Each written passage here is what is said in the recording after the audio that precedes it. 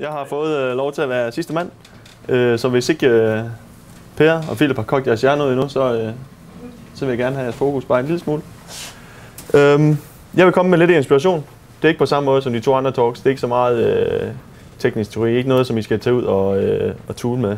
Men det er egentlig bare noget, som jeg håber, I kan implementere i jeres nuværende løsninger, og som forhåbentlig gør jeres hverdag bare en lille smule nemmere og en lille smule sjovere. Jeg synes faktisk, vi er tilpas mange til, at vi skal have et billede til vores gruppe. Er der nogen, der har noget mod det? Hvis ikke I piller næse, så er det i hvert fald nu, I skal gøre det. Sådan der. Det får du senere, Philip. Jeg vil lave den... Jeg har set nogle talks, så jeg har fået lidt inspiration. Jeg tænker, at vi skal have en obligatorisk håndsoprækning. Hvor mange ved, hvad en browser er? Det er okay mange. Der er nogen, der ikke helt er med. Hvor mange bruger de her browser? Okay mange. Fint. Og så til sidst, er der nogen, der så scroller i browserne? Ikke så mange. Fedt, så er det et rigtigt sted, I kommer. Jeg hedder Stefan Schonnert, og jeg har arbejdet med Angular i lidt over 1,5 år. Jeg arbejder på et digitalt designbureau, Skybrud. Det ligger i Vejle. Det er et fantastisk sted. Når I er i Skybrud, så skal I endelig lige sige til. Det er kommet forbi. Jeg har fornøjelsen af at have mine 2 flotte kollegaer med. Philip, det har I set nok til i dag. Og så har jeg Mellemud, som gemmer sig det i baggrunden. Og i dag, så vil jeg snakke lidt om nogle af de moduler, vi bruger. Faktisk nærmere et modul. Vi hos Skybrud prøver så vidt som muligt at genbruge så meget af vores kode som muligt, så vi slipper for at lave de samme fejl mere end en gang, og for at vi ligesom kan mainstreame vores proces en lille smule, så vi kan optimere så vidt som muligt rundt omkring på samme tid. Jeg vil komme nærmere ind på et af de moduler, og det hedder Sky Visible. Det er ikke særlig kreativt, det er jeg ked af. Det startede med, at jeg skulle bruge et directive, som fortalte mig, er den synlig eller ej? Og det kunne den. Det blev så senere hen til, hvor synlig er den? Og så senere hen, så udvidede den derfra. Jeg er ikke kommet på et nyt navn, og hvis der er nogen, der har et bedre navn, så er jeg meget åben. Faktisk meget, meget åben. Det er endnu ikke i TypeScript. Jeg vil rigtig gerne have det i TypeScript, men jeg har simpelthen ikke fået tid til det. Og der er heller ikke test til det nu. Det går meget mod vores regler, men sådan er det nogle gange, når det ender på mit bord. Jeg vil bare lige sige, at der kommer til at være noget kode heri, og hvis der er nogen af jer bag, der ikke kan se noget, så enten rejs op, eller så råb vildt og tårligt, så prøver jeg at se, om jeg kan skrue lidt op for fontstørrelsen eller et eller andet. Jeg ved sgu ikke, hvad jeg kan gøre. Sky Visible. Hvad er det, tænker I så? I kunne nærmest høre, der var nogen, der sagde det. Det er i sin helt basale form, så er det faktisk en service, som du giver et element. Og så siger den, hey, hvor stor er du? Og hvor er du henne? Den holder øje med det elementet og siger, det er dine dimensioner, og det er der, du er. Hvis du så resizer din browser, eller hvis der er nogle CSS, der ændrer på et breakpoint eller sådan ting, det lytter den så på, og så opdaterer den de værdier. Det betyder, at du har en service, der ligesom holder øje med dit element. I sig selv er det jo ikke særlig spændende. Men hvis man smider det i kontekst af et viewport, altså din skærm, den browseren har, den I bruger til at scrolle nogle af jer, så er det lige pludselig interessant, fordi så kan man bruge nogle detaljer. Man kan måske finde ud af, hvad er distancen fra toppen af viewporten, og så toppen af elementet. Det kan være, der er nogen, der synes, det var spændende. Der er nogen, der ikke synes, det er særlig spændende.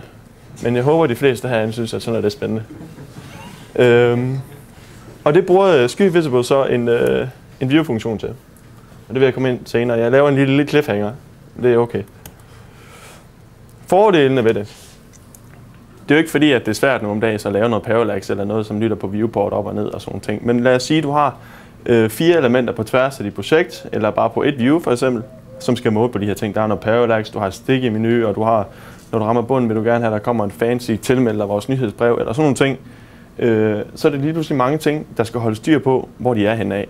Og det kan være meget kode, du skal holde styr på, når du skal vedligeholde i form af, hvis du opdaterer noget kode et andet sted, eller hvis du resizer din browser, du ændrer nogle breakpoints et eller andet sted. Og det er ligesom der, vi gerne vil have, at den ligesom kommer ind og tager over. En af de ting, vi bruger meget til, det er, at eftersom at Skybrud er et digitalt designbureau, så går vi meget op i frontenden. Det er en af de store privilegieter. Jeg kan ikke udtale ord, ikke her. Der er ved at være frontender der, fordi der bliver sat ressourcer af til, at vi kan gå i panippen med alle de fede detaljer og nogle fede killer-features og sådan nogle ting. Og det, som den her giver os, det er, at vi ikke skal bruge nær så lang tid på de små ting, men at vi kan fokusere på nogle af de større ting. Og det betyder også, at hvis vi har nogle mindre ting, som vi måske vil have klippet før, så har vi ligesom det her modul, som vi kan tage og så smide ovenpå på 5 minutter. Og så er det lige pludselig lidt mere lækkert, fordi så bevæger det sig lidt i takt af, at du scroller, som giver brugeren lidt interaktion, og så tænker de, woo! Og det er det, vi gerne vil have. Den her giver så en plug and play, som jeg kommer ind på. Det er ikke svært, men med den her, så kan du klistre den. Den giver os noget fleksibilitet. Og når jeg mener fleksibilitet, så er det, at det er meget sjældent, man laver 2 projekter, der faktisk er ens. Lad os sige, at man laver en side, hvor der er page loads. Det er fint, så hver gang siden loader, så kan den ligesom måle, hvor elementerne er, og så når du resizer, så det er ikke særlig svært. Men det kan være, at du har en router eller et eller andet, som går ind og så siger, nu skifter jeg lige side. Og det var rart, hvis man ligesom kunne fortælle et eller andet, at nu vil det element altså måske ændre sig lidt, fordi nu er der nogle andre ting, der er godt. Og der kan man ligesom fortælle den her, du skal også lige holde øje med vores elementer, når vi gør det her, eller når vi gør det her. Og det betyder også, at hvis... jeg lavede lidt en cliffhanger før. Lad os sige, at du vil måle en anden distance fra toppen af viewporten til toppen af elementet, men du gerne vil måle toppen af viewporten til bunden af elementet. Så laver du bare en ny view-funktion, og så skubber du den med ud, og så næste gang du henter det her ned, så har du også den tilgængelig. Det vil sige, at du kan genbruge selv den lille stum kode. Så kommer der nogle edge cases. Det er ikke alle browser, der er lige nice at arbejde med. Og det er heller ikke alle skærmstørrelser, der er lige sjov at arbejde med. Så der vil altid være nogle edge cases, som man måske ikke altid har med, når man skriver det første gang igen. Så hvis man skal skrive det 4 gange i et projekt, så er det måske 1 eller 2 edge cases, man glemmer. Og så forsøger vi ligesom at holde det samlet et sted, så vi ved, at der er lidt styr på det. Til sidst, så forhåbentlig begynder det at streamline vores nuværende proces i måden, vi tænker i Parallax og i det her scroll-elementer. Det er ikke noget, som vi gør meget i nu, men nu har vi noget til udgangspunkt i. Hvis vi har et layout, og vi tænker, at som udgangspunkt, så vil vi gerne have det Parallax her, vi vil gerne have det stikke menu her og sådan ting, så er vi til udgangspunkt i, at det er noget, vi kan bruge den her til. Ja, nej. Hvis vi kan bruge den, fint, så sætter vi lidt tid af til det. Hvis det er lidt mere kompliceret, det skal gå lidt mere fint, så sætter vi mere tid af til det. Så vi har ligesom en mere streamlined måde at planlægge vores projekter, og det giver os som frontenders lidt indblik i, hvis vi går ind i et projekt, hvor det allerede er der, så ved vi allerede, hvordan udvikleren har tænkt, i stedet for at vi skal tænke i, hvordan har han nu forsøgt at lave Parallax, den fede idiot. Demo! Jeg ved, I har glædet jer til det. Det er nu, det sker. For at lige give et lille indblik i, lidt af hvad Sky Visible består af, så er det egentlig bare primært af 2 providers. Der er den her op, og der er den her nede. Det er den her nede, der er den fede bamse. Det er den, der er rigtig lang. Og det den gør, den holder styr på dit element, når du resizer og hvad end du laver. Så har vi den her op, og det er de view-funktioner, som jeg lige lavede en cliffhanger af før. Kan I alle sammen se det? Nogen, der ikke kan se det? Perfekt. Det var den der mål, hvor han er på skærmen. Hvilken distance du gerne vil have. De ligger derinde. For at I lige kan få et indblik af den demo, jeg gerne vil vise jer, så har jeg lavet en lille HTML-fil her. Og jeg har forsøgt at være så realistisk som muligt, så det her det er fra så det er noget real life kode. Vi kommer alle sammen ud fra en body med et element i. Så det er det, vi tager udgangspunkt i dag. Og det ser sådan her ud. Det kan vi alle sammen relatere til. Der er et element, det ligger cirka midt på siden. Og når jeg scroller ned, så sker der absolut ingenting. Lad os sige, at vi gerne vil have, at det element herinde i midten, det der hedder ender, det er den, der giver den der flotte guldfarve. Vi gerne vil have, at der kommer lidt bevægelse i den. Så kunne man en af metoderne var, eller en af de mange metoder, man kunne gøre, det var, at man kunne tilføje eller lave et directive, som hedder Parallax. Det er en rigtig fin metode.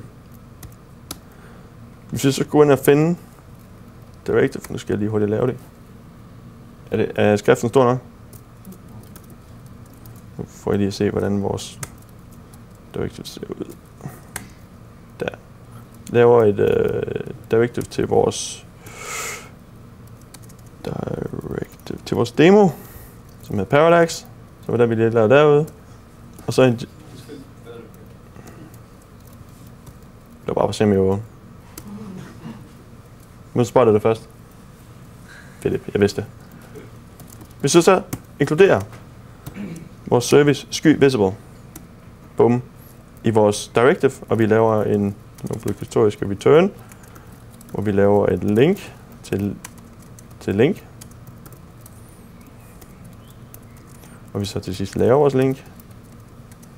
Scope, element. Bum.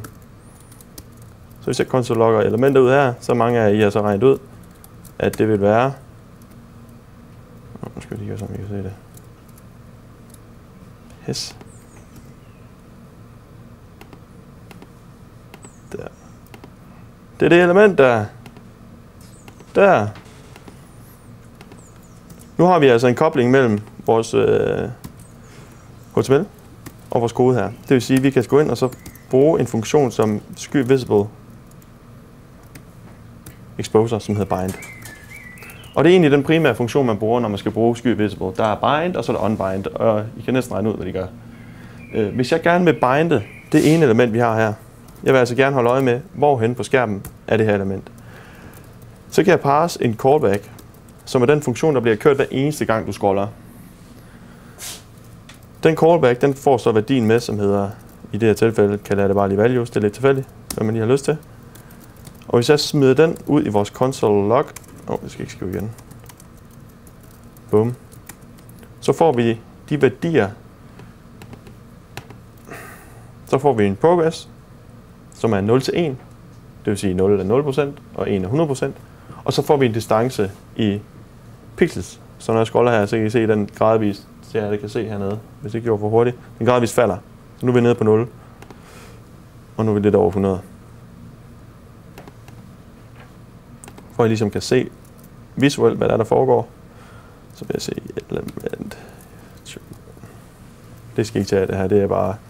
Nu prøver jeg at se, om jeg kan style lidt på den her. Så siger vi transform, translate, y. Og der fyrer vi lige vores values. Der vil I de to vælge mellem. Jeg kan sende procenter med, eller distancen i pixels. Hvis vi nu bare lige bruger pixels-værdien, når vi kan relatere til. Vi lukker den her. Så nu når jeg scroller ned, så tager jeg den her værdi og smider over i den her span, som jo så er den indvendige herinde.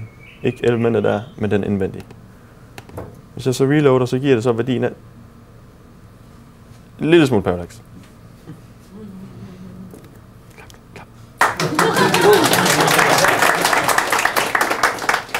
Imponerende? Ja. Men der er mere til det nu jo. Fordi det den her gør, den tager, jeg ved ikke om I kan se det, til jer der ikke kan se bunden dernede, jeg kan lige gøre sådan her. Bum. Den starter så snart toppen af elementet rammer bunden af vores viewport. Og den er egentlig færdig, så snart bunden rammer toppen. Og det er brugbart nogle steder, men det er altså fandme ikke alle steder, det er brugbart. Det der, de views, de kommer ind, og det er en af de parametre, du kan sende med, når du binder et element til vores skyVisible. Så det her, det er den view-funktion, jeg lige hurtigt nævnte før. Den view, vi bruger nu, den hedder outer.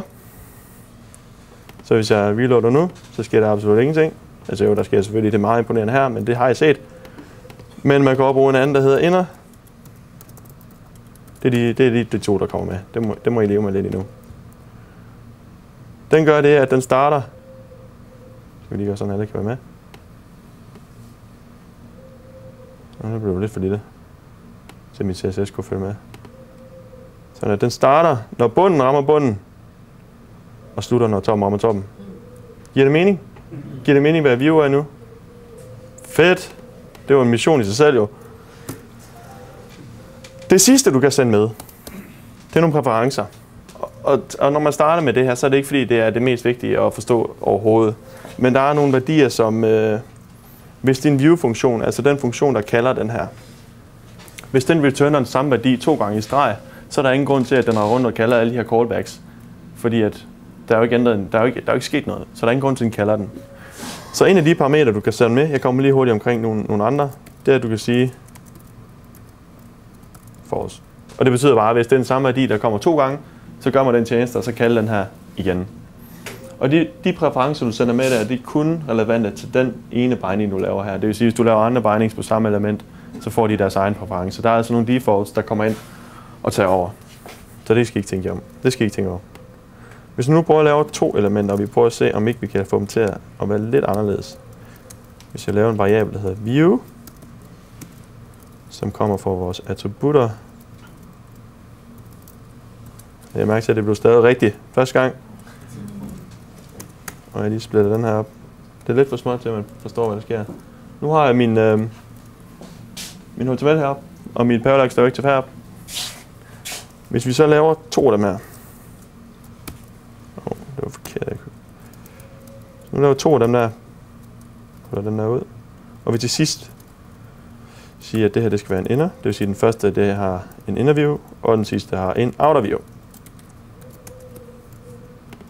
Det er lige før det her det er til en til klapsalven. Nu må vi se. Der har vi 2. Den første er en inner, og den anden er en outer. Der er 2. Men det er 2 views, der kommer med, som vi indtil nu har fået tilføjet til det. Altså vi tænker og håber på, at der kommer mange flere, som er brugbare. Lige nu så tør jeg ikke garantere, at de virker, hvis du kører hvad er det? Det må så være horisontalt. Det tør jeg ikke garantere. Lige nu har vi kun arbejdet med, at vi kører vertikalt. Men jeg kan vise jer, hvordan I gør, hvis I nu får lyst til det. Når I laver et modul, så har I garanteret en config-fil. Jeg lukker lige den her op, så vi har det et sted, og så det øverst. Jeg kunne nemlig se, da jeg var bagved, at det er ikke det nederste af skærmen, man kan se. Det her det er egentlig bare en config-fil, hvor vi konfigurerer vores demo-modul, og jeg har injectet de 2 providers, som jeg viste i starten. Sky Visible og så Sky Visible Views, og de bliver smidt ind i vores config her. For lige hurtigt at komme ind omkring de der præferencer med cache, så kan jeg lige vise jer dem, der fører med. Det bliver en lige hurtig sidebemærkning det her. Der er ikke noget, jeg dykker dybt i. Jeg kan se, at det står forkert. Start forfra. Det kender vi alle sammen. Det er håbløst andet. Det er ligesom, når man skriver en kode. Du sletter aldrig 2, og så har vi der. Bum. Default.cache, den er altid true. Det vil du have herindefra, så sige, den skal som default være false, hvis det er det, du har lyst til. Så kommer der noget bottom offset og noget fold offset. Og de få af jer, der vidste, hvad en browser var og scrollede i den, de vil vide, at et fold, det er egentlig bare det første, du ser, når du kommer ind. Det er above fold. Alt ned under den her streg, når du scroller helt op, det er under fold. Men lad os sige, at du loader din side, og dit element er halvvejs over fold. Altså det her det er above fold. Så er du ikke interesseret i den halvvejs, når du loader. Du vil da gerne have, at den starter for 100%, selvom der egentlig ikke er plads nok til, at den tæller som 100%. Og det er så der, vi har lavet fold offset til true, som betyder, at hvis skærmen ikke var større end det der, så har den taget højde for det, og så har han bare givet den mindre afstand at bevæge sig på. Og så er de altså startet på 0 eller 100%, alt efter hvordan de var lavet. Så at den tog højde for den difference, eller den manglende plads, der er til, at du kan faktisk scrolle helt væk. Og det samme med bottom offset, den gør det samme. Sådan at hvis det her var bunden, og du ikke kunne scrolle videre, så ville du være lidt træt af, at de stoppede halvvejs. Du vil måske gerne have, at de faktisk nåede bunden, når du rammer bunden. Så det er bare det tager sig af. Tilbage til de der fantastiske views. Se om jeg kan gøre det rigtigt den her gang. Nu får jeg lidt hjælp her. Ikke nok, kan jeg se. Det var apropos det der TypeScript til hvem. Efter 2 dage, så gav jeg op. Jeg kunne simpelthen ikke få det til at virke. Det var 2 lange dage. Der har views, og der har vi bare de 2. Bum, som jeg har vist jer. Der er en inner og en outer. Og som I kan se, så er det egentlig bare et objekt. Det vil sige, at hvis I tænker, at jeg har en fantastisk idé til et view, som jeg rigtig godt kunne tænke mig at lave, fordi at, det er bare mega fedt, så går jeg ind og skriver views, provider, og inden der er nogen, der griner, det er rigtigt. Så siger jeg bare views. Bum. Hvad skal vi kalde det? Lad os sige, at vi har en ekstra kasse. Jeg tilføjer en kasse lige om lidt. Og vi vil gerne have, at så snart toppen af din view rammer toppen af elementet, så kunne jeg rigtig godt tænke mig, at det her element det er fuldt med ned, når jeg scroller. Altså vi lavede den der sticky-effekt, som nogen bruger på menuer, eller på sidebars, eller på billeder, eller whatever, man har lyst til at bruge det på. Det kunne jeg rigtig godt tænke mig. Og jeg kunne rigtig godt tænke mig at bruge Sky Visible. Så kunne jeg lave et view, der hedder sticky. Den kan jeg så give en funktion, og det er så det her, som er selveste den cliffhanger, jeg lavede før, som er det her, det er en view-funktion. Den view-funktion, den får nogle værdier.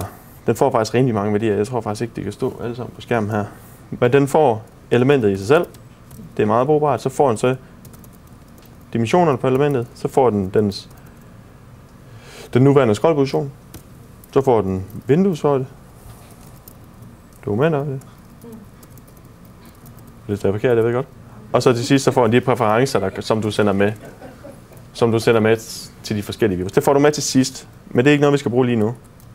Så vil jeg se, om jeg kan komme helt tilbage dertil. Sådan der. Back to scratch. Det eneste, jeg skal bruge nu, det er elementet i sig selv. Og det er egentlig kun fordi, det er det første parameter, det vil jeg gerne forbi. Så jeg skal egentlig bare bruge, hvor er kassens top, og hvor er viewportens top. Og det er egentlig de to, der kommer med her. Scroll og dimensioner. Hvis jeg laver en variabel, der hedder offset top, altså den top, som er den forskel, der er fra viewportens top og elementets top.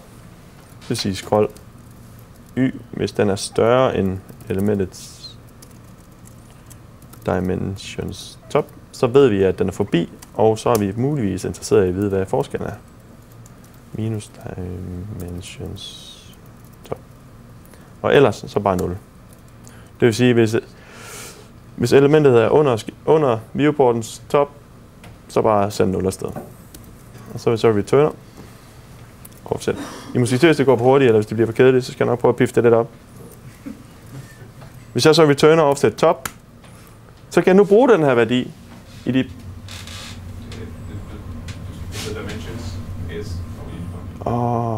du har prøvet at lære mig det. Hvor har jeg skrevet det forkert hen?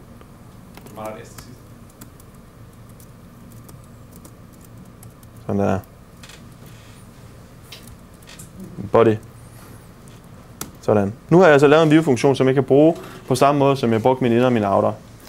Hvis jeg så går tilbage til den her, vi laver et til af de her fantastiske elementer. Vi skal bruge parallax, men vi skal bruge... Jeg laver et directed der sticky. Det tænker jeg, det er den bedste løsning. Det har vi her, det kender vi. Sky visible. Det er lige før jeg kan sige med, mens jeg skriver her, fordi I kan det så godt nu. Jeg sender elementet med, så sender jeg hvad view vi skal bruge, og det er den vi lige har lavet til sammen. Og så sender jeg en funktion med. Og den funktion får så den returned værdi, som i det her tilfælde er offset top. Bum. Så hvis jeg tager elementet nu, stave til det, og jeg giver det en CSS af top, og jeg så giver den offset top, og jeg lige vælger at plusse nogle pixels til den, så den forstår, hvad jeg mener. Hvis jeg har gjort alt rigtigt nu, så når jeg scroller ned nu, så er der et ekstra element. Og det ekstra element, det vil så være så flippet. Det er så min CSS, der har gjort det der. Beklager. Det var egentlig senere, jeg skulle vise jer det. Der, starter vi forfra. Det er som om det ikke skete. Det ligger side om side med den der. Så snart toppen rammer toppen. Damn! Det skete lige. Meget brugbart. Forholdsvis brugbart, vil jeg sige. Der er mange måder, man kan gøre det på, men jeg prøver bare at illustrere, hvordan man bruger Sky Visible og de mulige view-funktioner, som alle folk begynder at lave og smide op til ligesom at gøre hele den her proces i at få folk til at interagere i siden lidt nemmere. Men i starten af mit første slide, jeg ved ikke om der er nogen, der kan huske det, det er lang tid siden efterhånden, der skrev jeg på tværs af Angular, og det er jo ikke særligt på tværs det her, det er jo faktisk bundet i det her lille lorte director, vi har lavet, der hedder sticky. Men hvis jeg gerne vil bruge et element på tværs af, lad os sige, at jeg rigtig godt kunne tænke mig, at de her elementer tog højde for, hvor den her var. Jeg ved ikke, om I kan se, hvor jeg klikker, det er ikke særlig brugbart, den her klik. Den der sticky, hvis jeg godt kunne tænke mig, at den var de fulgt med, uanset hvor den var henne på skærmen, altså de agerede sammen med den her, så kan man lave en reference til et element. Hvis jeg skriver sky visible set, bum, så kunne jeg godt tænke mig at kalde det her element for sådan her. Så kører vi. Hvis jeg reloader nu, så sker der ikke en skid. Bortset fra en fejler herovre. Jeg er vågen. Tag det bevidst. Så sker der ingenting. Men det eneste, jeg har gjort nu, det er, at jeg har sagt til Sky Visible, det er et forfærdeligt navn at sige flere gange, vi bliver simpelthen nødt til at finde et andet navn, at i stedet for, at jeg siger element hernede, så kan jeg satme skrive Sky element. Nu ved den, at når jeg siger det, så mener jeg det andet. Så opnår vi det samme. Ja. Hvis vi så går tilbage til vores parallax, og vi siger, forresten, så vil jeg godt tænke mig at lytte på vores sticky. Nu bliver det interessant. Her. Og jeg vil gerne bruge vores nye fancy sticky view-funktion, sådan at jeg er sikker på, at jeg får offset top med. Så kan jeg faktisk sige her, ligesom jeg gjorde før. Top. Og så kan jeg plus pixels, som jeg gjorde før. Ikke særlig brugbar use case. Kan I forestille jer brugbar use case? Hvis I har en container, og I kan rigtig godt tænke jer, og at der er nogle elementer, der kommer ind fra siden, eller der agerer på, at den her container er synlig, så er det her, man kunne ligesom lave en reference til containeren, og så sige, hey, du hedder container, godt for dig. Vi kunne faktisk godt tænke os at vide, når container er synlig. Det er godt for dem. Så når den her container er synlig, så får den her ligesom at vide, hey du, jeg er synlig, og så kan de så komme ind. Det var bare lige et hurtigt eksempel. Så håber jeg, at jeres fantasi ligesom... Jeg håber, at snebolden den ruller nu. Jeg venter med at gemme den her. Ej, hvad? Så er det. Det er ikke særlig tydeligt at se, fordi min baggrund er ikke særlig brugbar. Jeg prøver lige... Det var derfor, jeg havde den her. Så man faktisk kunne se, at der skete noget.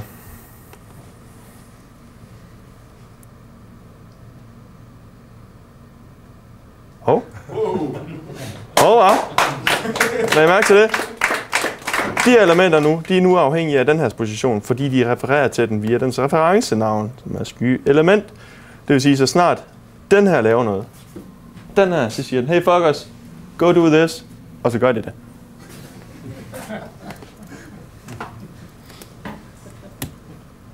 Det var min demo.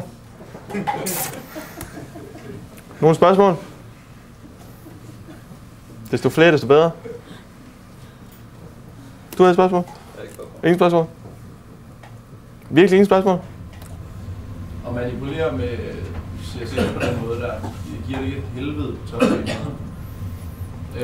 Der hopper det ikke helt vildt meget. I forhold til toppen af siden, hvis man skal bare noget der. Jo, hvis du laver stik på en touch-enhed, der vil jeg klart anbefale jer at bruge fixed. Og så i stedet for at bruge den metode, som jeg bruger her, så bruge en metode, som i stedet for, jeg finder lige min config-fil, det var her, vi lavede vores view, så vil jeg så anbefale, at man i stedet for at så returner værdien, at man så bare returner en boolean af true eller false. Og så man sagde reach top, det er ikke, reach top. Og når man så brugte den her, at man så gik ind og så sagde, du skal ikke sætte min top, men du skal sætte, så kan du så sige reached top. Reached top. Sådan her. Else. Det kommer til at se helvedes ud det her, fordi at ja, det kan I næsten regne ud, ja. Men så kan jeg så sige position. Fixed. Det var et rigtig godt spørgsmål. Jeg håber, der var en, der spørger noget af det, fordi det er forberedt det her. Altså, jeg kan ikke sådan her ud af boksen, der skal jeg altså noget tid til. Sådan er. Er det rigtig stavet det hele? Fedt. Reached top. Sådan er. Fantastisk ord, jeg valgte mig der. Nu er false. Lad I mærke til, lad I mærke til, at den ikke ændrer sig. Det griner jeg. Lad I mærke til, at den ikke ændrer sig. Det er cachen, der fanger den. Den kalder ikke funktionen. Med mindre. Jeg skynder mig lige.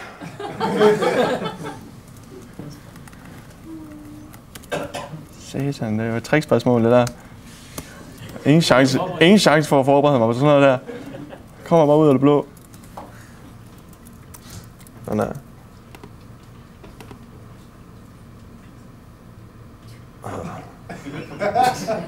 Altså, elementer holder det er kun fordi, at den bliver taget ud af relation, at de andre flytter sig.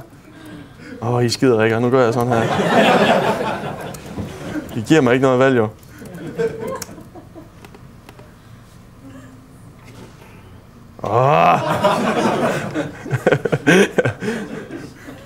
Men det har i hvert fald været min take.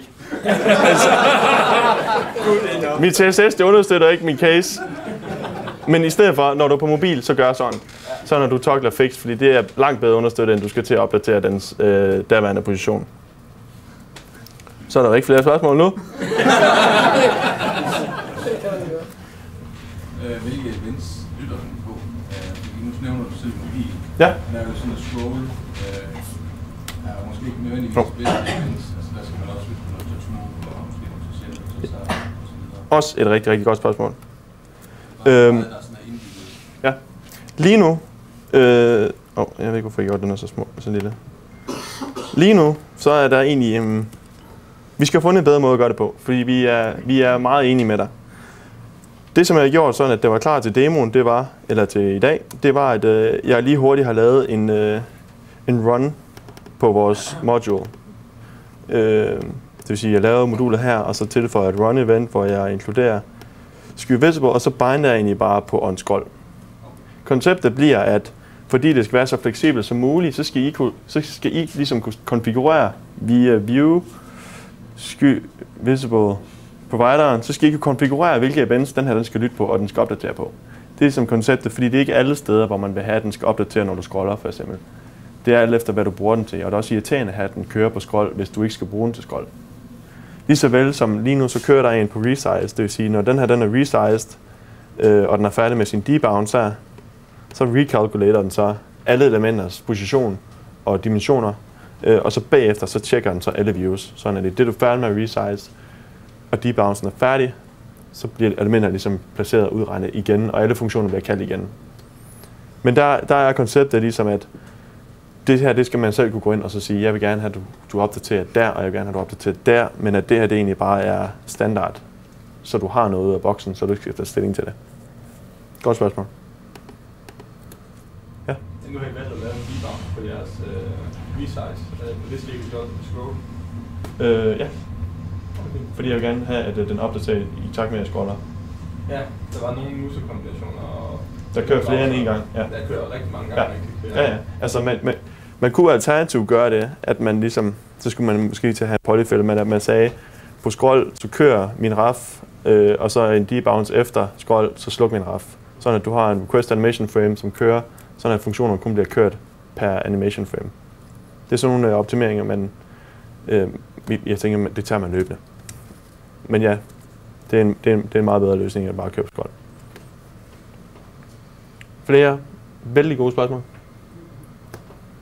Sikker? Altså, hvis du beder om et... Har du et? Bruger du vel, fordi du ikke kan finde ud af, hvordan man quitter det?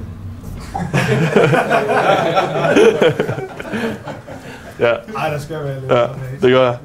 Satan, det var et dårligt spørgsmål. Hvordan gør man det? Quitter. Det kan jeg ikke vise dig. Jeg genstarter. Det virker hver gang. 60% af gangene virker det hver gang. Der er lige, hvis du glemmer at sætte flueben, eller fjerne fluebenet, så åbner det igen. Pisse irriterende. Nå, vil du støtte det hele? Tak for det.